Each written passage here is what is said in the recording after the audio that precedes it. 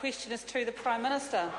Does he stand by his statement in regard to proposals to extend paid parental leave, quote, "It's an important time they bond with their children.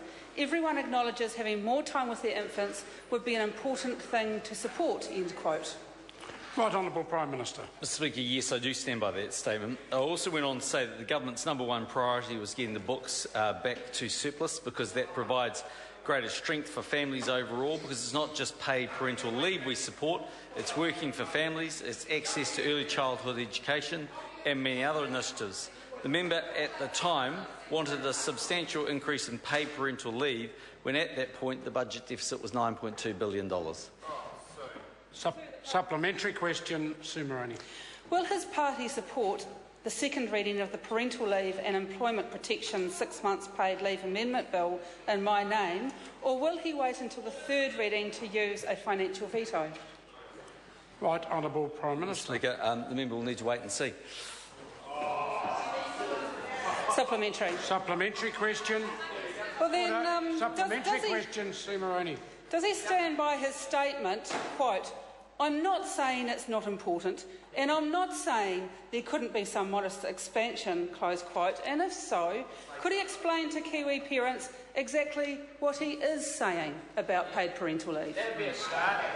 Right Honourable Prime Minister. With pleasure, I'm happy to say that to New Zealanders. Currently, for the 14 weeks of paid parental leave, the government contribution to that is $176 million a year.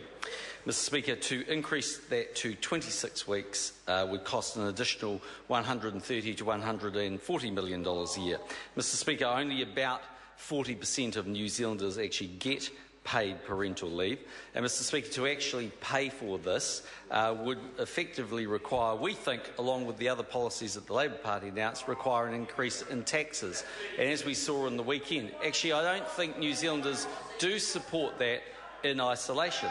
Mr Speaker, the government will have its own contribution over time to this debate, but it will be done in a way which is responsible, affordable, and actually set against the other priorities like more cancer drugs, like more nurses, like more support for many other areas in the community.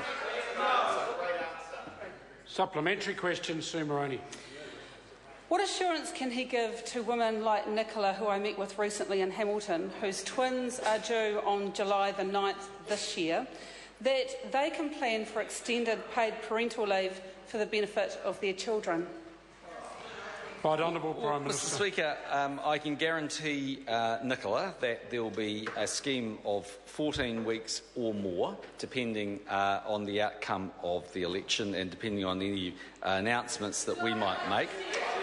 But I can also say this to Nicola, and that is, well, actually, to be perfectly frank, if you want to have it next month, I'm more than happy to have it.